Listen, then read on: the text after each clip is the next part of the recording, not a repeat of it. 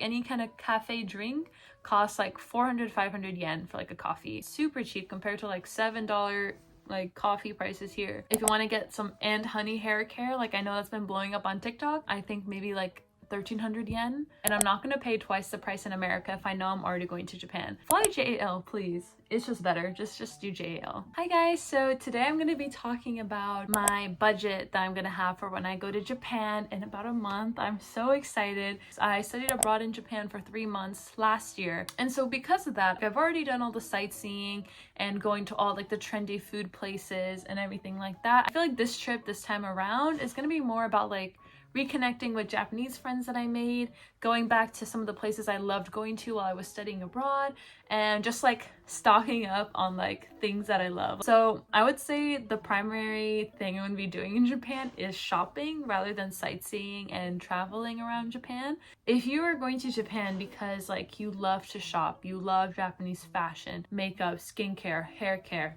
Sanrio, all those things, and you're kind of wondering how much do these kinds of things normally cost there, like this video is for you. I remember when I was studying abroad to Japan, I was so curious. Like I was like, how much does a cup of coffee cost? How much does like food cost? Because every video I watched leading up to that showed the conversion in dollars. So people would be like, oh, coffee in Japan is $4. But I knew that the exchange rate has changed since then. So I was a little confused. Like I wish they would tell me the values in yen. So I'm going to be trying to do everything in yen to the best of my ability, just so that if the exchange rate is different than what it is now when you're going, you can kind of convert it to what it'll be when you're going to be in Japan. Currently, the exchange rate is 1 yen to 0.0065 US dollars. When I'm talking about my own budget, I'm going to be inflating the exchange rate to be 1 yen for every 0.007 US dollars. I noticed that when I exchanged money at the 7-Eleven ATMs in Japan, they took out a 5% cash advance fee every time. So that 5% cash advance fee kind of made it so that it became 0.007 USD for every yen, if that makes sense. So that's like the rate I'm going to be using for my calculations, just to offset like that cash advance fee. Okay, so let's start at the beginning. My flight. I paid $1,700 for my flight, which is so freaking much. First thing I'm gonna say, if you have the option between JAL, ANA, I feel like a lot of people don't know what to choose, pick JAL. Because I didn't know what my work schedule was gonna look like at the desired time that I wanted to go to Japan, which was in May, I wanted to buy a flight that was changeable. I paid extra on my ticket to have the ability to change my flight down the line. With JAL, by paying like that extra fee, like about like $100 or $200, you can change your flight for free. With ANA, you pay like a similar fee to have a changeable flight, but that change will also come at an additional fee. I call and say, hey, you know, I want to change my flight to be the same day but 5 hours later because that worked better with my work schedule. And they said, okay, that'll be $200. So I wasted money by booking with ANA. Not only that, I get a call from ANA saying, hey, you know, we accidentally charged you $60 extra. And so I called them back, be like, hey, you know, can I get that refunded like to me? And they're like, well, you didn't buy a refundable flight, so we can't actually refund you the money. We just have to let you know that we charge you an additional $60 for no reason. So not only did they charge me like an extra $60 than they should have, they couldn't refund it to me because I didn't buy a refundable flight. And so I was like, okay, well, you know, recently I changed my flight and that cost me $200. Could you apply that $60? Can you apply that as a credit to my like changeable flight that way? And they're like, no, because you did not buy a refundable ticket. So I am like livid. Fly JAL, please. It's just better. Just do JAL. Accommodation. So you can get accommodation in Japan for fairly cheap. One of the best methods being share houses, because you can stay at a share house for maybe like $600 for an entire month. I did not do a share house. I decided to book an Airbnb because I want to study abroad in Japan for a year, but that's like a big commitment to make. So another reason as to why I want to go to Japan is because I want to like really think about it. Like, can I see myself living here for a year? Like living alone in an apartment. I wouldn't be living in a dorm. Like I want to really ponder these things. So I paid $1,600 for like this cute Airbnb in central Tokyo so I can like live my Delulu life of like having my own apartment in Tokyo, living in an apartment in Tokyo, as if I'm living there, to see like if I'll actually enjoy it. Again, you definitely do not have to spend this much money on Airbnb. I don't know, I just felt like this was like really important reason as to why I'm going there. So I basically have that all paid already, and I saved an additional $3,000 to go to Japan, which again is a lot. This video is not really for if you wanted like the most deals, the most bang for your buck. This video is kind of like me going to Japan to like shop till I drop, and that's because I love Japanese fashion and I love Japanese skincare, makeup, hair care, things like that, Sanrio stuff, anime merch, and these things are just cheaper in Japan. And I kind of like indulged in these things in America before I went to Japan. Like I would buy a lot of Sanrio things. I loved like Korean, Japanese skincare. But then I went to Japan and realized how much these things actually cost over there. And it's like never been the same. Like I haven't bought a single Sanrio item since I've been back. I haven't bought a single like makeup item since I've been back, because like I know what they actually cost in Japan, and I'm not gonna pay twice the price in America if I know I'm already going to Japan. Like since I've been back from Japan, which is a year at this point, I haven't really bought any new clothes. And that's just because now that I know what kind of clothing they sell in Japan, which is more of my style, the clothing here like doesn't really entice me as much, and they're just expensive, and I've been in like money saving mode for the past year for this trip. While I was in Japan, I really started to actually learn how to do my makeup, and so I learned using Japanese products. I really like Japanese products, and so now like looking at a Clio eyeshadow palette in Japan, which was for maybe like 2,400 yen, so maybe like $16, now in America it's like 30, and I'm like, you know, I still have my Clio palette from Japan. I'm not gonna buy a new one, even though I kind of need a new one. Same thing for Sanrio items. Another example, I bought this bag in Japan. I bought it for 8,000 yen. I think at the time that was like maybe $55, and this is now being sold at my mall for $90, like not even counting tax. Isn't that crazy? Like it's double the price. Now that I am back in America, I see all these Sanrio items and makeup items for what I know to be double the price in America than in Japan. I like steer clear of it. Why would I buy it at this price knowing that I'm gonna be in Japan? $3,000 for about like 16 days stay in Japan. When I was living in Japan, I spent about 10,000 yen on average for transportation per week. Where I was staying in the university I went to is kind of in the suburbs. So to go from my university, I had to take a bus and I believe like 2 trains to get to Shibuya. So in total, that would be like 500 yen to get to Shibuya, 500 yen coming back. So 1,000 yen there and back. My Airbnb is in a much more local central place and closer to Shibuya than my dorm was, and so going to Shibuya from my Airbnb is like almost half the price it was when I studied abroad. But because I assume that I'm going to be traveling even more than I was when I studied abroad, like I'm going to be like maximizing all the time and going to like all these, as many places as I can essentially, I imagine. I'm going to keep that 10,000 yen a week budget for transportation, and I assume like maybe I'll be using a taxi here and there if I go clubbing, possibly, or if I missed the last train, last bus. So I'm leaving some leeway for that as well. For the whole trip, I'm gonna budget like 20,000 yen. Also, I might be going to Osaka, I'm not sure, because I've been to Osaka and Kyoto before. I'm really thinking about going, but I'm not like 100% sure. So it might just be like a game time decision, like I might just decide when I'm there.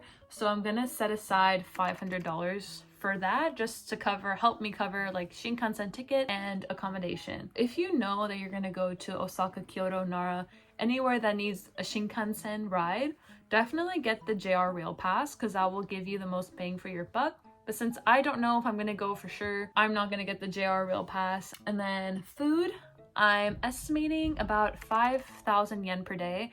I remember before I studied abroad, I was super curious about like how much food costs in Japan. Any kind of cafe drink costs like 400, 500 yen for like a coffee. So that's maybe like, that's what, like 250? Like that's super cheap compared to like $7 like coffee prices here. Maybe like a pasta dinner, 1,600 yen? Maybe like $10-ish. That would be my estimate. Onigiri is like 150 yen. Like that, I don't remember for sure what the prices are onigiri, but like konbini food is like pretty inexpensive with the conversion rate and everything. And this might be one category that I might go over. I am not fully sure yet, because I think I might just revisit places that I loved going to when I lived there, just for like nostalgic reasons, and trying new cafes. So that's like 80,000 yen for the duration of the trip. A big thing I want to do in Japan is like a bunch of like beauty related experiences. I want to get my hair dyed and cut in Japan. I also want to get like a hair treatment in my hair to kind of make it like silky and nice. I want to get my nails done. I want to get like a little like eyelash lift, like a keratin lift. I also want to do like one of those head scalp thingies. So just like all these beauty treatments, because they're so expensive in America, and I figured like I like hardly do this stuff here. I would love to do it in Japan, and you don't have to tip there, so that's awesome. So I'm gonna say for the hair stuff, I already know the salon I want to go to because I went there when I lived in Japan. It's called Promil and it's in Harajuku, and like I really love the hair treatment that they did. My hair for like a straight month was so nice. For like a cut and color and the treatment, it's like 15,000 yen, which is like super good. Like it's kind of crazy. Eyelashes, I haven't really found a place yet, but I'm gonna overshoot and say it's gonna be like 6,000 yen. I don't really think it's actually gonna be that expensive. Nails can range, because I've gotten my nails done in Japan with like cool like decals and like, you know, decorations and stuff for like 7,000 yen. I've got it done for a more like minimal design for like 10,000 yen, because I really want to go all out. I'm gonna say 12,000 yen for that. And I also want to go to the head spa, and so that hair salon I mentioned earlier, Promil, they have another location in Ginza, which is a head spa. Again, I haven't looked at the prices for sure. I'm gonna overshoot and say 6,000 yen again, so that leaves us with 217,000 yen for everything else for the whole like 16 days. This includes going out to the club, arcade, shopping, buying souvenirs, like things like that I want to do while I'm there, which honestly I feel like is definitely very doable. As far as prices for products go there, I would say if you're a fan of like Clio and like Peri Pera, Romand, like those things are definitely pretty inexpensive there compared to America. A Clio palette is like 2,200 yen. I would say a Romand lip gloss is like 1,000 yen. If you want to get some and honey hair care, like I know that's been blowing up on TikTok, I think maybe like 1,300 yen. Uniqlo is half the price. So if you want to go to Uniqlo in America, a top is like $20. If you go in Japan, it's 1,000 yen. It would be like $7. With the exception of like Uniqlo in GU, if you go shopping in Tokyo for clothes, it's gonna be at a higher price point than you're used to. In Japan, like you will see tops go for like 4,000 yen, 5,000 yen. Dresses will go for 8,000 yen. Like it is pricey over there, like for clothing items sometimes. I think I was probably shopping in the more expensive areas. I frequented like Harajuku a lot. The Lafayette Mall in Harajuku is really like priced highly. Like there are definitely places in Japan where you can find things for like a cheaper price. Became a fan of certain stores. Like I really liked, it's a stupid name, but Titty & Co. in Shibuya 109. I freaking love that store and I'm definitely gonna go there again. But overpriced because it's in the iconic touristy Shibuya 109 mall. Again, Epine, another brand that I really love their aesthetic and stuff, in that same touristy Shibuya 109 building. So it's like, if it's like a trendy area, it'd probably be higher price point. Another thing is thrifting. So there's two kinds of like thrifting in Japan. There's like mode off thrifting, where things are kind of at a better price point, like more used to what you would normally experience. They have really good prices there, so I would check that out. If you go to Koenji or like Shimokitazawa and you're going thrifting, they're gonna be like way pricier than you're used to for thrifting. Like I bought jeans for like, I forgot what it was, maybe like $30-$40, so like 5,000 yen, maybe 6,000 yen used. Like I bought it used, and I bought it because it like fit me perfectly. But like, so I'm definitely accounting for higher price point items, but I know that they're worth it because genuinely, like since I've been back from Japan, I've only really been wearing stuff I bought there just because I love it so much more than clothes I already own that are more like American style. So honestly, if you're gonna buy an expensive item, make sure you love it, because if you spend $20 on a shirt and you're never gonna wear it, then that's $20 wasted. But if you spend $80 on a shirt and you love it and wear it all the time, then like I feel like that's better in my book. Anyway, yeah, just to give you like a idea of what things cost there. Higher for clothes, lower for food and like everything else, I would say. Also, I'm bringing 4 suitcases there. I'm bringing a carry-on size, so a small one, a medium one, and 2 big ones. So for ANA and JL, you get 2 checked bags and a carry-on. So going there, I'm gonna fit my medium-sized luggage into my big one, so I'll have like the proper amount going there, but coming back, I'm sure I'm gonna have like stuff in all 4. So I'll be eating like an extra $100 for that reason, but I think it's worth it. I'd rather have like an extra suitcase than like 3 overweight suitcases. I'm expecting to shop to the point where like I'll be set for a year. Like I want to buy like and honey products that'll set me for a year, makeup stuff that will set me for a year, skincare, things like that, because I don't want to buy them here. Like I really don't want to buy them here. Also Sanrio stuff, because like I refuse now to buy Sanrio things in America. Also, Sanrio stuff, yeah, half the price there. On my bag, I have like this little keychain that says my name on it. I got this from Don Quixote, which I really recommend you go to. I bought this keychain and you get like a pack of letters as well. I want to say maybe like 700 yen, $5 to get a Cinnamoroll keychain with like a little heart carabiner, by the way, super cute. But that's also like completely customizable. Like that is awesome. Like that is such a good deal. If you're going to Tokyo and you're of age, obviously, you should definitely experience clubbing in Japan. I've clubbed in LA, Koreatown, San Diego, in actual like in Seoul, South Korea, and I've clubbed in Tokyo, and I will say like Tokyo is my favorite experience because like people, like local people actually talk to you. When I was clubbing in Korea, like Korean people avoided me and my friends like we were the plague. Like they would not talk to us. But in Tokyo, like they will approach you, and I had so many fun like interactions with drunk Japanese people because they're just like not afraid of foreigners like that in Tokyo. At least foreigners at specific clubs you can kind of get in for free if you have like a passport with you, and other places I know like women get in for free. Like I went in for free a lot of the times and the guys had to pay, so I would say maybe like 1,000 yen if you're going into a club. And alcohol there is super cheap, and honestly being able to drink in public is like, it's such like a cheat code. Honestly, like you can't do that in the States, but in Japan you can drink in public. You don't need to hide the bottle or anything.